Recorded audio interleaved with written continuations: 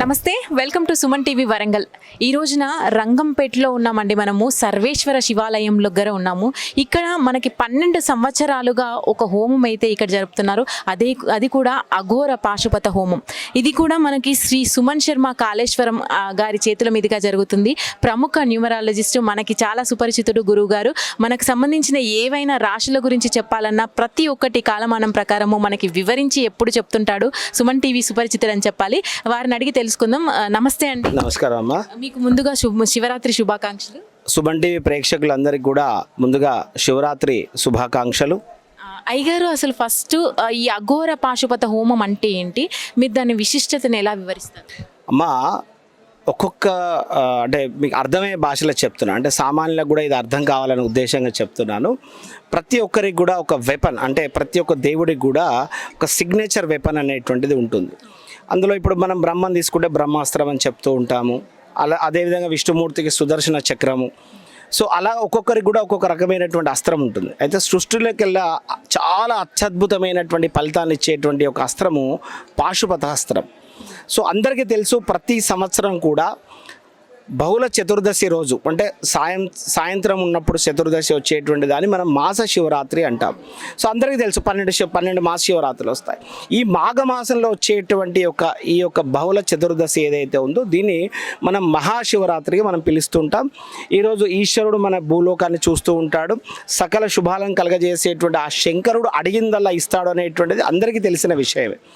అయితే ఈ అఘోర పాశుపతానికి వచ్చేవరకు ఏంటంటే, రావణాసుడు ఒక సందర్భంలో ఈశ్వరుడి చెంతకు వెళ్ళినప్పుడు ఈశ్వరుని అడుగుతుంటాడు, అయ్యా, ఎందరూ నాతో పాటుగా చాలామంది దేవతలు, ముక్కోటి దేవతలు కూడా మిమ్మల్ని ఆరాధిస్తూ ఉంటారు కదా, మానవులు సకల జీవరాశి అంతా కూడా మిమ్మల్ని ఆరాధిస్తుంటారు కదా, మీరు ఎవరిని తొందరగా ప్రసన్నం చేసుకుంటారు, అసలు ఎవరి మాట మీరు త్వరగా వింటారు అనేటువంటి ఒక మాట అడుగుతాడు. అప్పుడు ఈశ్వరుడు చెప్తాడు, శివరాత్రి రోజు ఎవరైతే మనకి అఘోర మహాపాశుపత హోమాన్ని నిర్వహిస్తారో వారిని త్వరగా ఇమ్మీడియట్గా వారికి ఒక అంటే ప్రసన్నం అవుతాను. అదేవిధంగా వారికి ఉన్నటువంటి అపమృత్యు దోష నివారణ చేస్తాను, మృత్యుభయం తొలగిస్తాను, శత్రువుల నుంచి పీడ నుంచి కూడా నేను వారిని బయట వేస్తాను, రుణ విమోచన నుంచి కూడా బయట వేస్తాను అనేటువంటిది చాలా స్పష్టంగా చెప్పబడ్డది. ఇది శివపురాణంలో దీనికి ప్రత్యేకమైనటువంటి విషయంగా కూడా ఉంది. అదేవిధంగా మనకు చాలామంది కూడా అంటూ ఉంటారు, ఈ రాత్రిపూట హోమం ఏంటండి, మరి ఎప్పుడు వినలేదు చూడలేదని అంటూ ఉంటారు. అయితే జ్యోతిష్ శాస్త్ర ప్రకారంగా, వేదశాస్త్ర ప్రకారంగా మనకి 2 హోమాలు ఆచరణలో ఉంటాయండి. అంటే సూర్యాస్తమయం తర్వాత ఎవరు కూడా పూర్ణాహుతి చేయరు, ఒక 2 హోమాలే చేస్తారు. ఒకటి రాక్షోగ్న హోమం అంటారు. అంటే తెల్లారి గృహప్రవేశంగా ముందు రోజు ఆ గృహంలోకి ప్రవేశించేటప్పుడు రాక్షోగ్నం, అంటే ఆ యొక్క గృహమునందు ఉన్నటువంటి చెడును, రాక్షసులను, భూతప్రేత ఆవాహన అయినటువంటి అన్నింటినీ కూడా ప్రాదులతో చేసేటువంటి హోమాన్ని రాక్షోగ్న హోమం అంటారు. అది కొంచెము అది వేరే సాంప్రదాయానికి సంబంధించినటువంటిది. ఇది పూర్తిగా దైవికమైనటువంటిది అఘోర మహాపాశుపతం. ఇది అంటే అది పొద్దుటి నుంచే స్టార్ట్ చేస్తుంటారు. ఇక్కడ మాత్రం కేవలం సూర్యాస్తమయం తర్వాత పెట్టి లింగోద్భవ సమయంలో మాత్రమే మనం పూర్ణాహుతి చేస్తాం. అంటే లింగోద్భవ సమయం అంటే చాలా అర్థమయ్యే భాషలో చెప్తాను. 12 నుంచి 1 మధ్యలో లింగోద్భవ సమయం ఉంటుంది. కాబట్టి మేము గత 12 సంవత్సరాలు చేస్తున్నాం. ఇది 12వ సంవత్సరం. ఇక్కడ మేము కేవలం ఒక 6గురితో స్టార్ట్ చేశాం. ఒక 2013లో మేము స్టార్ట్ చేసినప్పుడు కేవలం 6గురం ఉండేది.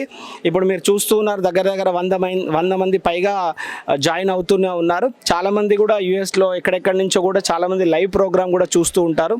అంటే అందరికీ మంచి జరుగుతుంది, అలాగే కంటిన్యూ అవుతున్నారు. రోజు కూడా ఈ సంఖ్య కూడా పెరుగుతూ ఉంటుంది అన్నట్టు. మొత్తానికి ఈ హోమం గురించి, అంటే ఇక్కడ మీరు కండక్ట్ చేస్తున్న ఈ హోమం గురించి ఇప్పుడున్న ఫ్యూచర్ జనరేషన్కి ఏం చెప్తారు? అంటే ఇది ఈ ప్రాంతంలో ఇక్కడ చేసుకుంటే బాగుంటుందని చెప్తారా, లేదంటే శివరాత్రి తర్వాత ఎప్పుడైనా చేసుకోవచ్చు? అంటే జన్మకో శివరాత్రి అని వెనకటి నుంచి నానుడి ఉందండి. అంటే 360 రోజులు మనం ఈశ్వరారాధన చేయకపోయినా ఈ ఒక్కరోజు చేస్తే చాలు అనేటువంటిది చాలామంది ఆచరిస్తూ ఉంటారు. సో ప్రతిరోజు అభిషేకం చేసుకోకపోయినా వాళ్ళ జీవితాంతం కూడా ఒక శివరాత్రి రోజు కనుక ఈ అఘోర పాశుపత హోమం కనుక నిర్వహించి ఈ లింగోద్భవ సమయంలో కనుక మీరు చేసినట్టయితే 1,000,000 రుద్రాభిషేకాలు చేస్తే ఏ ఫలితం అయితే దక్కుతుందో ఈ ఒక్క హోమం చేయడం వల్ల అంత ఫలితం దక్కుతుంది. సో జన్మకే ఒక సార్థకత ఏర్పడుతుందండి ఈ యొక్క హోమం వల్ల.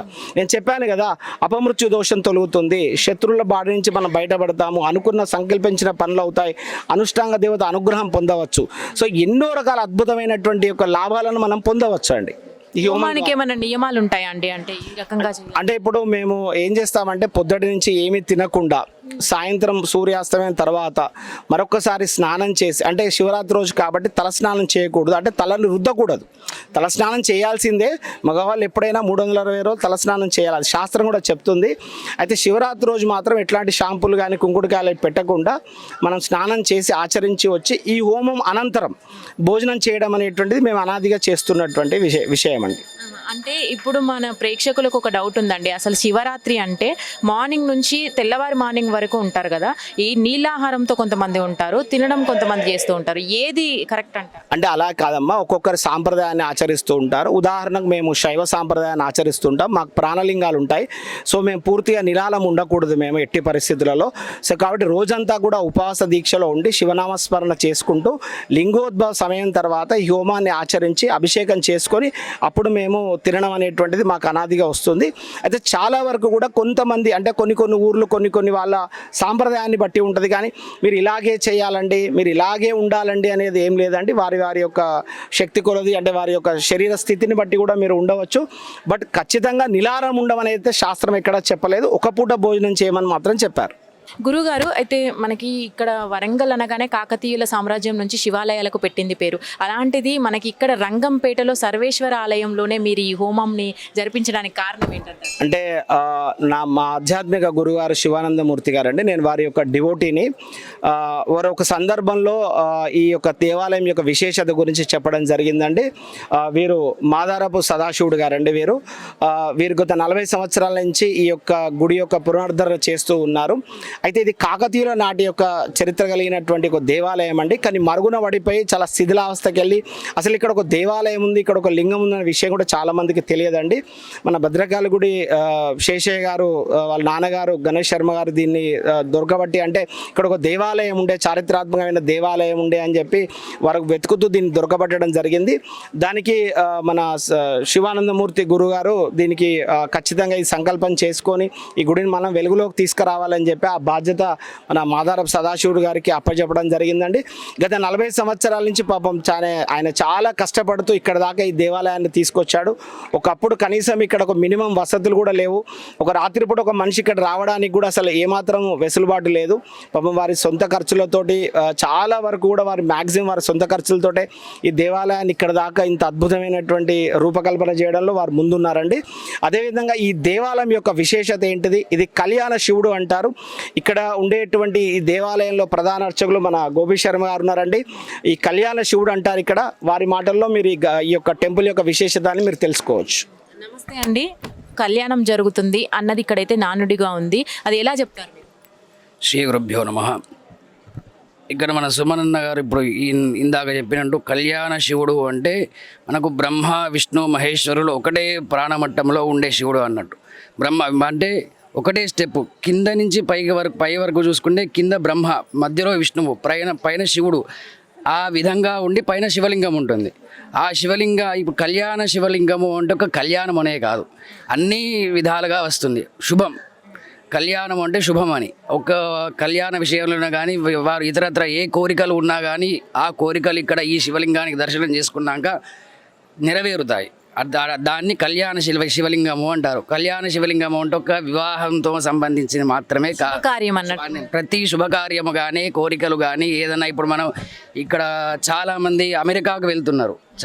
నేను దాదాపు ఇక్కడ 6 సంవత్సరాల నుంచి ఇక్కడ అర్చకత్వం నిర్వహిస్తున్నప్పటి నుంచి ఒక 100-120 మంది దాకా నేను నా కళ్ళతో చూసి ఇక్కడ శివలింగానికి ప్రదక్షిణ, చండీశ్వరం ప్రదక్షిణ చేసినాక తెల్లారే వచ్చే అయ్యగారు మాకు ఇక్కడ ఇంటర్వ్యూలో ఫస్ట్ టైం ఎంత ఇబ్బంది పడినామో, రెండోసారి ఆ ఇంటర్వ్యూలో మాకు అసలు ఎటువంటి ప్రశ్నలు లేకుండానే డైరెక్ట్ మమ్మల్ని క్వాలిఫై చేసిండ్రు అని ఇక్కడికి వచ్చి చెప్పిన విధాలు మీద ఇక్కడ ఉన్నాయి.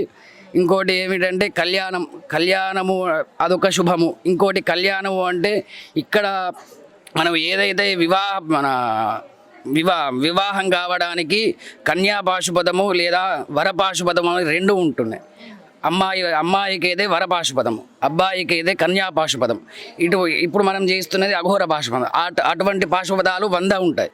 వివాహ పాశుపదాలలో ఒకటి రెండు ఉంటాయి. ఒకటి కన్యా పాశుపదం, ఒకటి వర పాశుపదం. అటువంటి పాశుపదాలు చాలామంది ఇక్కడ వివాహం కాని వాళ్ళు వచ్చి చేసుకున్న నెలలోపే 41 రోజుల లోపే వాళ్ళకు ఫలితాలు అనేటివి అత్యంత అద్భుతంగా జరిగినాయి. వెనకకు వెళ్ళి మాకు వద్దు అన్న వాళ్ళు కూడా వాళ్ళే తిరిగి వచ్చి మాకు ఈ సంబంధమే కావాలి అని చెప్పిన రోజులు కూడా ఉన్నాయి ఇక్కడ. అటువంటి శివలింగము ఇక్కడ. అదే కాకుండా ఇది మన కాకతీయుల కాలం నాటి శివలింగం అని చెప్పిన విధంగా అఘోర ఫస్ట్ మనం శివలింగ ప్రతిష్టాపన అంటే మనం బ్రాహ్మణులు కానీ ఋషులు కానీ చేసినవి మాత్రమే చూస్తుంటాం. కానీ ఇక్కడ అఘోరాలు హిమాలయాల నుంచి అఘోరాలు వచ్చి ఇక్కడ యంత్ర ప్రతిష్టాపన చేసిన శివలింగాన్ని మనం ఇక్కడ చూస్తూ ఉంటాం.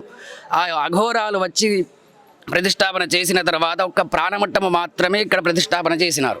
ఆ తర్వాత శివానందమూర్తి గారు ఒక ధ్యానంలో ఇక్కడ మామూలుగా మహానుభావులు ఎక్కడ ధ్యానం చేస్తారో మనకు తెలియదు.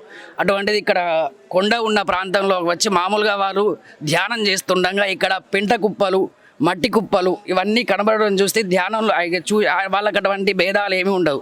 అందులో ఆయన ధ్యానంలోకి వెళ్తే శివుడు ఆయన ధ్యానంలో సాక్షాత్కరించి ఇక్కడ నేను సర్వేశ్వర స్వామి రూపంలో ఇక్కడ నన్ను ప్రతిష్టాపన చేసినారు అని చెప్పినాక మన భద్రకాళి శేషయ్య గారి వాళ్ళ నాన్నగారిని తీసుకొని వచ్చి ఇక్కడ మళ్ళా జీర్ణోద్ధారణ చేసి ఈ శివలింగాన్ని మళ్ళా వాళ్ళు పునరుద్ధరణ చేసి చాలా కృషి చేసినారు దీనికోసం.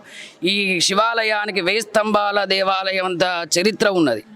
1000 స్తంభాల దేవాలయం చరిత్ర అంటే మనం చూస్తుంటాం. 1000 స్తంభాల దేవాలయంలో కోనేరు ఎట్లా ఉన్నదో అటువంటి కోనేరు.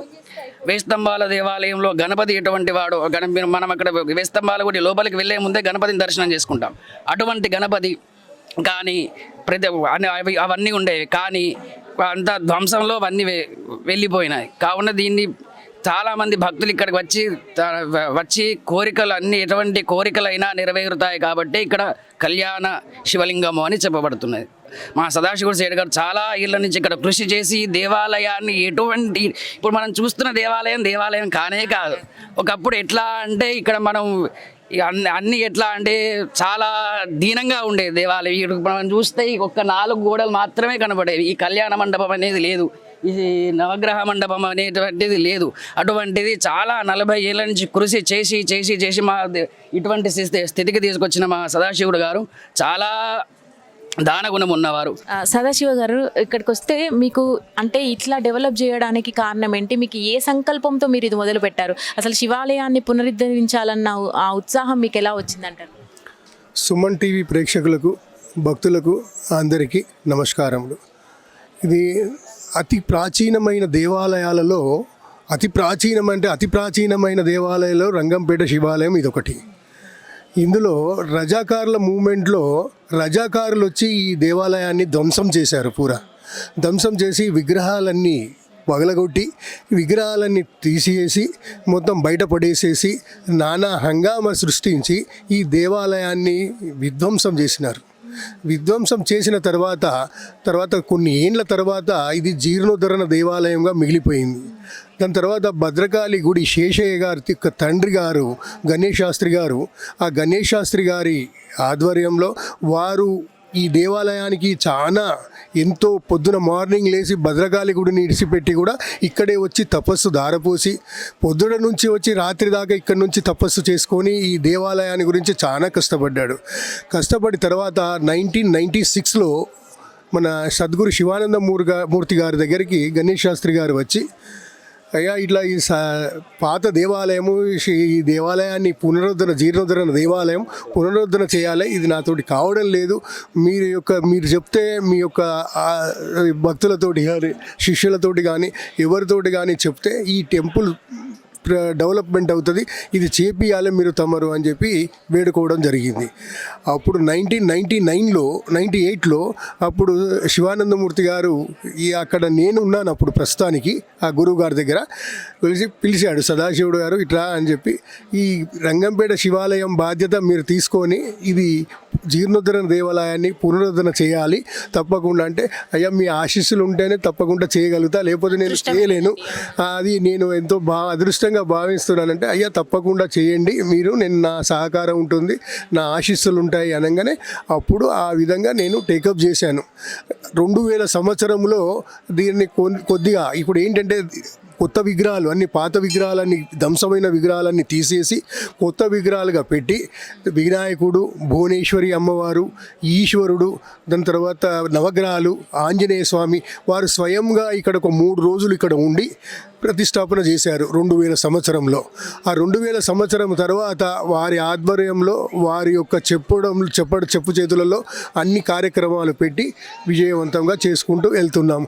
ఇప్పటికి కూడా వారి యొక్క ఆశీస్సులు ఈ టెంపుల్ మీద ఉన్నాయి. తప్పనిసరిగా వారి యొక్క వారితోటే ఇది ముందుకు పోయినాం మేము. అభివృద్ధి పరంగా మీరు ఎలాంటి అభివృద్ధిని ఆశిస్తున్నారు? ఏమేమి జరపాలనుకుంటున్నారు? ఇక్కడ ప్రతి సంవత్సరము కూడా గణపతి ఇదివరకు ఏ ఉత్సవాలు చేయలేదు, ఒక 10 మంది కూడా రాలేదు. ఇప్పుడు ఏంటంటే గణపతి నవరాత్రులు స్టార్ట్ చేశాము, తర్వాత దేవీ నవరాత్రులు స్టార్ట్ చేశాము, దాని తర్వాత కార్తీక మాసోత్సవాలు బాగా జరుగుతాయి, అందులో తర్వాత శివరాత్రి ఉత్సవాలు. ఈ 4 పండుగలు చాలా విధంగా చాలా బాగా జరుగుతాయి.